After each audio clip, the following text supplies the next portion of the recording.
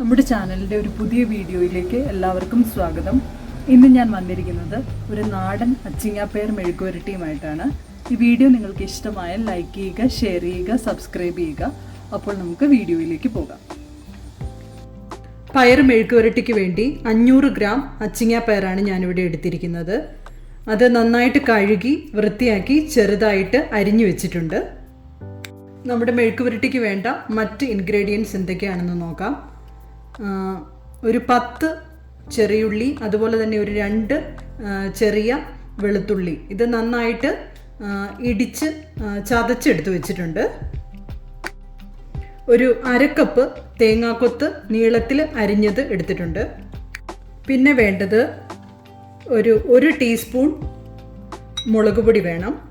പിന്നെ ഒരു 1/2 ടീസ്പൂൺ മഞ്ഞൾപ്പൊടി, അതുപോലെ തന്നെ ഒരു 2 ടീസ്പൂൺ ഉണക്കമുളക് ഇടിച്ചത്. ധാരാളം കറിവേപ്പില വേണം. അതുപോലെ വെളിച്ചെണ്ണ, ആവശ്യത്തിന് ഉപ്പ്. ഒരു പാനിലേക്ക് നമ്മൾ അരിഞ്ഞു വെച്ചിരിക്കുന്ന അച്ചിങ്ങാപ്പയർ ഇട്ട് കൊടുത്ത് നമുക്കൊന്ന് കുറച്ച് വെള്ളം ഒഴിച്ച് ഒന്ന് വേവിച്ചെടുക്കണം.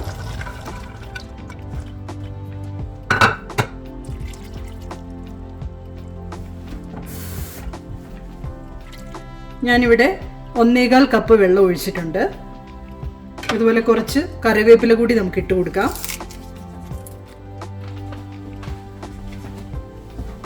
ഒരു ടീസ്പൂൺ ഉപ്പും കൂടെ ഇതിൻ്റെ കൂടെ ആഡ് ചെയ്ത് കൊടുക്കാം. നമുക്കിതൊന്ന് വേവിച്ചെടുക്കാം. അടച്ചു വെച്ച് വേവിച്ചെടുക്കാം.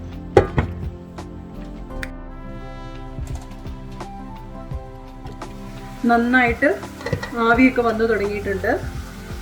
നമുക്കൊന്ന് ഇളക്കിയിട്ട് കൊടുക്കാം. പയർ നല്ലപോലെ വേവാൻ വേണ്ടി നോക്കി നിൽക്കരുത്. അതിന് മുമ്പ് നമുക്ക് വാങ്ങണം. ഒരു 3/4 വേവാകുമ്പോൾ പയർ വാങ്ങിയിട്ട് നമുക്ക് പിന്നെ ഫ്രൈ ചെയ്തെടുക്കുകയാണ് ചെയ്യേണ്ടത്.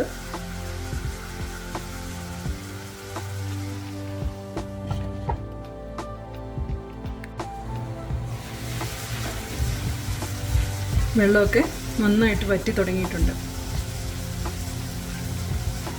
ഒരു 2-3 മിനിറ്റ് കൂടെ നമുക്കൊന്ന് വേവിച്ചെടുക്കാം.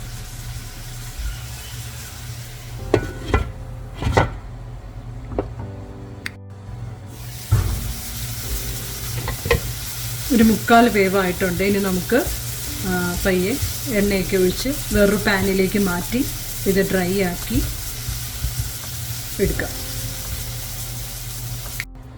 നമുക്കിനി ഒരു പാൻ വെച്ച് പാൻ ചൂടായി കഴിയുമ്പോൾ അതിലേക്ക് ഒരു 2 ടേബിൾ സ്പൂൺ എണ്ണ ഒഴിച്ചു കൊടുക്കാം. ഞാനിവിടെ വെളിച്ചെണ്ണയാണ് യൂസ് ചെയ്യുന്നത്. കുറച്ച് കറിവേപ്പില ഇട്ട് കൊടുക്കാം.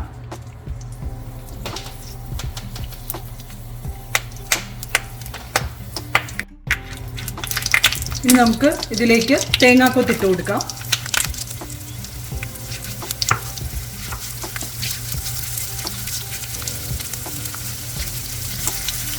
തേങ്ങാക്കൊത്ത് ചെറുതായിട്ടൊന്ന് കളർ മാറി വരുമ്പോൾ നമുക്ക് ഉള്ളി, വെളുത്തുള്ളി ചതച്ചത് ഇട്ട് കൊടുക്കണം.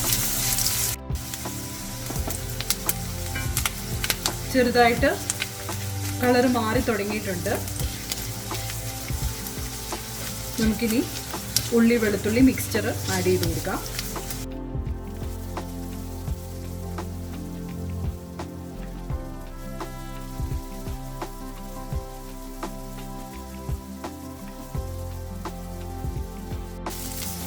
ഉള്ളിയുടെ കളറ് ഒരു ചെറിയ ഗോൾഡൻ കളർ പോലെ ആയിട്ടുണ്ട്. ഇത് നമുക്ക് ചില്ലി ഫ്ലേക്സ് ഇട്ട് കൊടുക്കാം.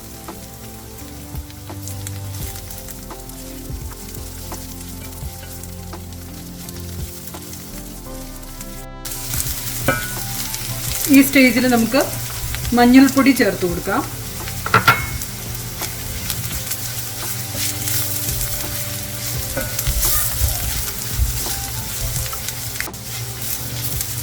മഞ്ഞൾപ്പൊടിയുടെ പച്ചമണമൊക്കെ മാറി വന്നിട്ടുണ്ട്. ഈ സ്റ്റേജിൽ നമ്മൾ എടുത്തു വെച്ചിരിക്കുന്ന മുളക് പൊടി ചേർക്കുവാണ്.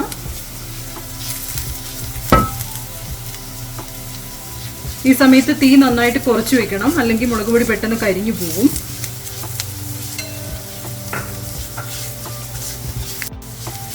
ഇനി ഉടനെ തന്നെ നമുക്ക് പയർ ചേർത്ത് കൊടുക്കാം. വേവിച്ച പയർ നമ്മൾ ഇതിനകത്തേക്ക് ചേർക്കുകയാണ്. ഇനി ഇതിനകത്തിരുന്ന് വേണം കുറച്ച് നേരം ഡ്രൈ ആക്കി എടുക്കണം.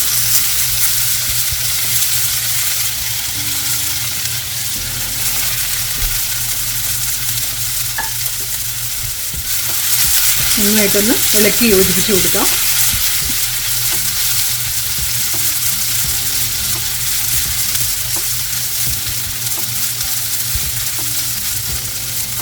ഇത് മുഴുവനായിട്ട് വെന്തിട്ടില്ലാത്തതുകൊണ്ട് നമുക്കിനി തീ കുറച്ച് വെച്ചിട്ട് ഇച്ചിരി നേരം അടച്ചു വെച്ച് വേവിക്കാം.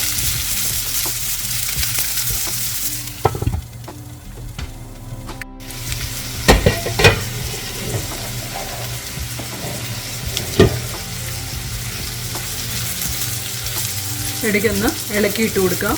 ഈ സ്റ്റേജിൽ നമ്മൾ ഉപ്പ് നോക്കിയിട്ട് ഉപ്പ് വേണമെങ്കിൽ കുറച്ചുകൂടി ആഡ് ചെയ്ത് കൊടുക്കുക. അതുപോലെ തന്നെ എണ്ണ പാനിൽ കുറവാണെങ്കിൽ കുറച്ചുകൂടി എണ്ണയും ഒഴിച്ചു കൊടുക്കുക.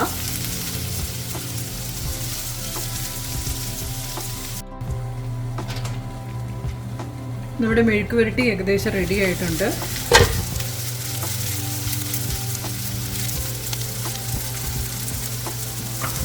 കുറച്ച് കറിവേപ്പില കൂടി ഇതിൻ്റെ മുകളിലേക്ക് ഇട്ട് കൊടുക്കാം.